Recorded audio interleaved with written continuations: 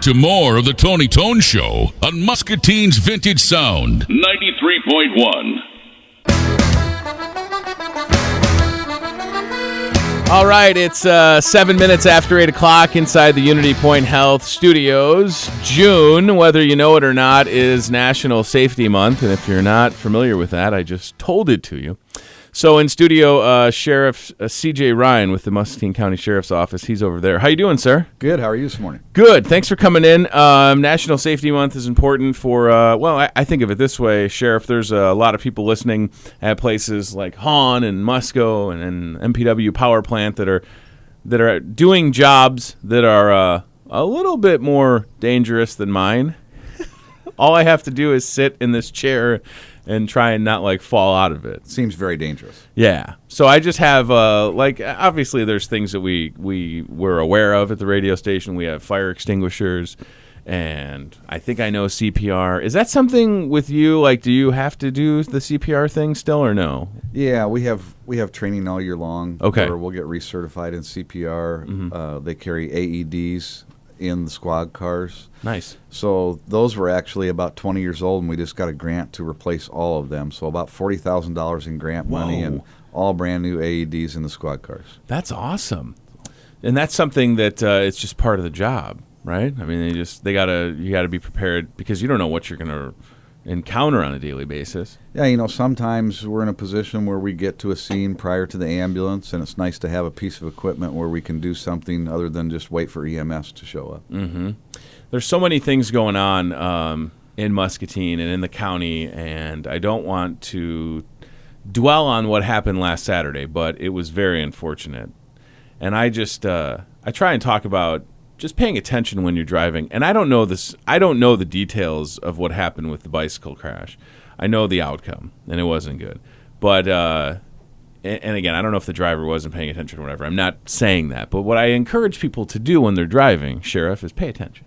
Well, because you can get distracted, and the response that people will say is, well, I just will glance at my phone, but that's all it is that glance.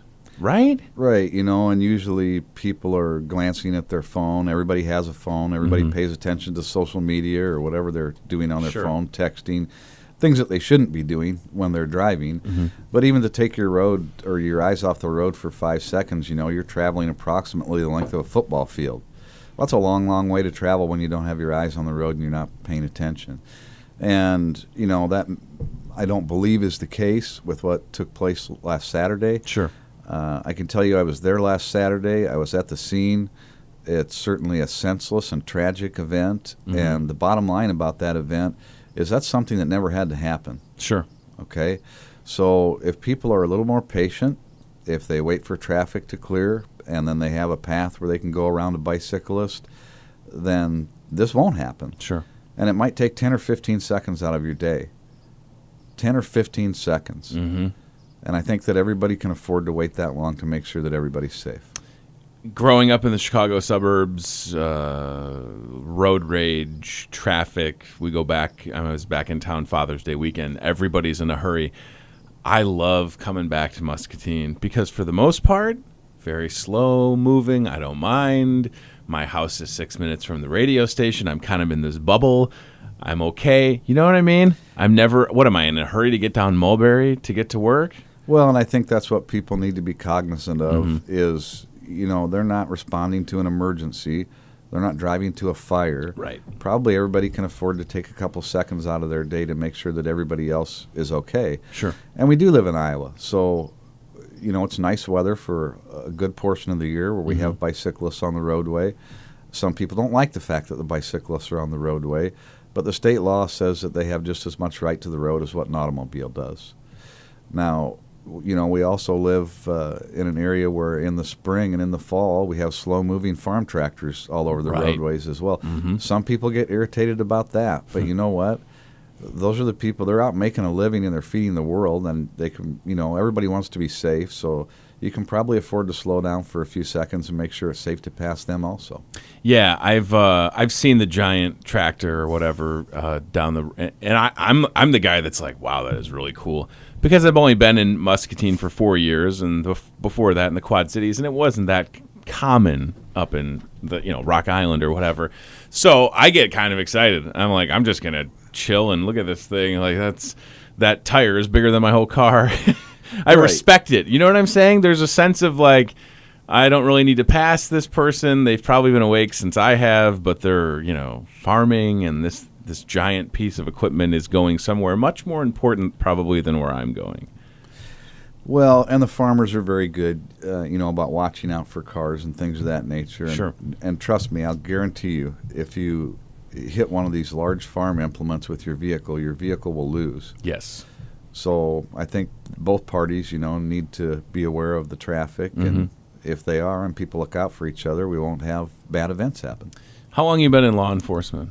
30 years now. So you show up to a scene like that on Saturday, and it's still awful, isn't it? Right. It's awful every time you Yeah. have to experience something like that. It's something that doesn't get better. Mm-hmm. And I think that's important, because here's the thing. I grew up, my dad's been a Chicago cop for a long time. I've been around cops I'm very casual. It's not a sign of disrespect if I take a selfie with Muscatine cops or you or whatever. I'm not breaking the law, so I don't walk around like, oh gosh, there's a cop, there's a sheriff. So I'm pretty casual with everybody. But even still, my dad's been doing it forever. It's a job, and you're a person. I think sometimes people they see cops or firefighters or sheriffs, and they're like they're just like you and me. It's just it's a unique job, right. And you encounter things that most of us probably don't. So it doesn't mean that you can just sort of become numb to things like what happened on Saturday. I mean, it's something that you have to deal with. Yeah, exactly. We're all human. Mm-hmm. We all experience these things. We all make mistakes. Unfortunately, we see some things in the course of our jobs that most people would rather not see. Sure. But we also are blessed to live in an area like Muscatine County because there's a tremendous amount of support for law enforcement, fire, EMS people. Just during the course of this year, we've had appreciation events at Sunnybrook, sure, at the Tower Apartments, at the Island United Methodist Church. Later on in July, there's an event that's sponsored by the VFW and the American Legion. Cool. And all of these have been appreciation events for law enforcement, fire, EMS, just to allow the community to show the fact that they support us in what we're doing. And that makes Muscatine County a wonderful place to live. I mean, we have places like Ferguson, Missouri. You can see the level of support they have for their law enforcement there. Right. And Muscatine County is just 100% the opposite. We have a lot of support for our people here. It's got to make you feel good. We got to talk about the men in black along the highway because, again, this story, it goes from people talking about it on Facebook, and then a post would get shared a couple thousand times. And then I see it trending on my Facebook, and I thought, well, maybe that's just like Facebook knows where I'm at. Oh, no. This story, Fox News, BBC, and then yesterday it was in my feed again, HuffingtonPost.com. So the story goes like people are driving along which roadway, and they're seeing people coming out of the ditch, or what? Most generally, the reports were from Highway 22 east of Muscatine, but we have had reports from other areas as well. Okay. And, initially we wondered if this was a made-up situation, but we were able to talk to people and ascertain that different people that did not know each other were reporting the same type of activity. Sure. But usually these cars would be traveling down the roadway at night, so it would be very dark outside, and they'd see someone beside the road or coming up out of the ditch. And, usually they had passed by, so they'd hit their brakes and see that there was a figure in dark clothing that was illuminated now in the brake lights. Sure. And no one stopped. They all continued on, but also nobody immediately notified law enforcement. So they went straight to social media. Yeah, and oftentimes this is what happens these days. Right. It's like something happens and they're like, oh my goodness, I have to put this on my Facebook account. Right. And, some of these instances, we'd maybe like you just to call 911 so we could go take a look rather than posting on Facebook right away. Because even if it's an hour later, that's an hour before you would get notified, and then another X amount of time to go check out the area. What I'm getting at is the person or people could be gone by then. Right, and that's what we found. So we look at these areas where the reports came from and focus some extra patrol time in those areas. But the interesting thing is that since the explosion of social media in regards to this, we've had no more reports. Right. So it seems like if this was a gag or people messing with each other or the teenagers, which I love. Oh, it's probably teenagers. Why is it always teenagers? I'm 32. I wouldn't do anything like this, but I have friends that still do stupid stuff occasionally. But you're right. So since all this happened, Sheriff, there has not been another report of the Men in Black along 22. Well, we were concerned that maybe the explosion of social media would lead people to think that this would be a fun thing to do. Right. And so that we'd just get more and more and more reports. But it seems to have kind of done the opposite. They know there's been so much attention focused on this that our people are out patrolling, and certainly we have the eyes and ears of the public out looking for us as well, and we appreciate that. But it's kind of shut it down, and really that was our goal, so I think we've met our goal. Yeah, and I guess if you see something, say something in regards to traveling along 22. And what I told you off the air is that it's kind of been an interesting summer. There's been several reports of various different circumstances where persons may have been taking pictures of kids or children at wherever in Muscatine. And I personally reported one and confronted one. And what I've noticed is that there's a heightened sense of awareness when I'm out with my kids at parks or the spray fountain along the river. And I think that it's unfortunate that if these things are happening, we'll get these people arrested or whatever. But it is nice to see people not staring at their cell phone while their kids at the park. Right? I mean, and, we see jokes about it on social media in different places where you have a whole gathering of people sitting around the table, and maybe, everybody used to have a conversation at the dinner table, and now everybody sits and stares at their phones at the dinner table. But, yeah, if they are out with their children, we have to realize it's important to take care of our children. And it's a lot easier to do when you're looking at them versus looking at your phone. Yeah, I mean, it's kind of like, paying attention while you're driving. If you're glancing at your phone and you look up and you're at the playground and because these kids, they're squirrely. They run around, and it happens all the time where I'm I'm scanning the park and I can see, my oldest and then the baby, he's kind of getting around, and then you look and you're like, where's he at? And that's what they do. But just pay attention. And please, like Sheriff C.J. Ryan said, please call 911 if you see something happening. Like, that's what happened with me. I saw somebody taking pictures of kids. I reported it, and then I made people aware on social media. That's probably the best way to do it. That's a better sequence of events. Right. Because, I'm not saying don't put it on social media. Social media is a very, very powerful tool. Sure. I mean, we use it to notify people about things. Yeah. But, we'd rather have you call law enforcement first. So no matter what it is, and if it is, these sightings along the highway, I guess the only takeaway is if there's been 3 or 4 or 5 reports, whatever is happening, I don't know if it's malicious or it's just weird or to scare people. I'm glad that it didn't go like somebody came out of the ditch and like jumped on the car or threw a rock or did something like that. I kind of look at it at this point with the information that we have that it was a prank. Sure. And probably the intent was to scare people, and I guess that can be funny. But it's not funny if it scares someone and they lose control of their automobile and go off the road, they get injured, or, they get killed, which is a possibility. Sure. Or one of these people that are pulling the prank gets run over. Right.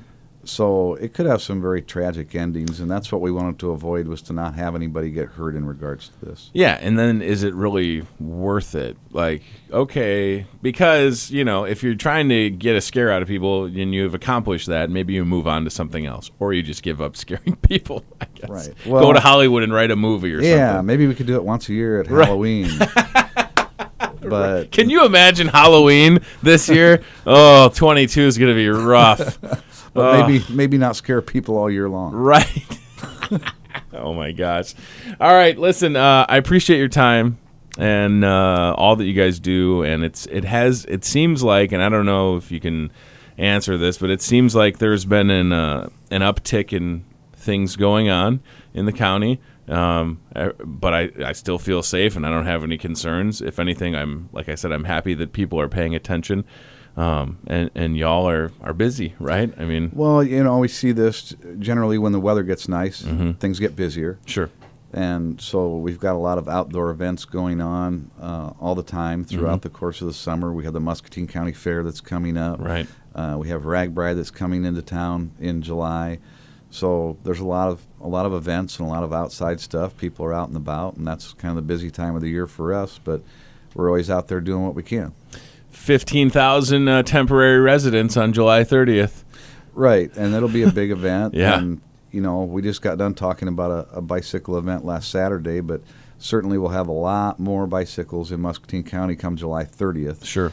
And we want to make sure that everybody has a good time and that they do it safely, and so we'll definitely be out and about then. We have the July 4th weekend coming up. Right. We'll have extra patrols out to make sure everybody stays safe through the July 4th weekend also. And the fireworks, not legal, so, Right, and it's kind of funny in Iowa because it's legal to possess, but it's illegal to explode, to ignite them. So I could have them on display, I just can't light them. Right. You can have them, but never light them. So theoretically, if I had like a bag of fireworks, again, hypothetically, I could just look at them. Right. Yeah. Exactly. Now, is it legal to light them off in Illinois? Do you know? It's so close. What if I shot, again, hypothetically, what if someone were to shoot a bottle rocket and it went across the river towards Illinois and it exploded before it got there? Well, I guess you would still get in trouble because you shot it from Iowa. Right. Some people might get a break, but you wouldn't. Okay, gotcha. What if I was on a boat and I was trying, if I was on a boat and I was more on the Illinois side of the river, would it still be wrong? Well, I don't know what Illinois. I don't think it's illegal in Illinois either. Okay. So you might have to float down to Missouri. Just go all the way down there. I'm just asking for a friend. I mean, I have a lot of friends, and they wanted me to ask you that. That came in off the firework text line. So, all right, anonymous person, you got your question answered. Just, I think you know where I live. So, it's my neighbors. It's always the neighbors. I thought I heard a bottle rocket 2 months ago. I was like, seriously? It's May. Can we wait a little bit? Right. I mean, and we always, over the course of the 4th of July weekend, we'll have fireworks complaints. Sure. And, it is illegal. We urge people not to do it because it's dry outside and you can unintentionally start fires. And that's the concern. I did that one time in Michigan at our vacation house. I started a small fire and I had to put it out. My grandpa was really mad. Right, and some of these things end up on people's roofs, so we don't want to set somebody's house on fire. No. So yeah, I'm not going to keep incriminating myself. But these are all old stories, I'll tell you off the air. Muscatine County Sheriff C.J. Ryan, thanks for coming in. Have a good 4th of July, and I hope that we don't have any more Men in Black sightings. Well, me too, and I think that's kind of calmed down. But I appreciate the fact that you had me in, and I hope everyone has a safe July 4th weekend. It'll be a good time, that's for sure. Be safe and keep your eyes on the road. 8:24.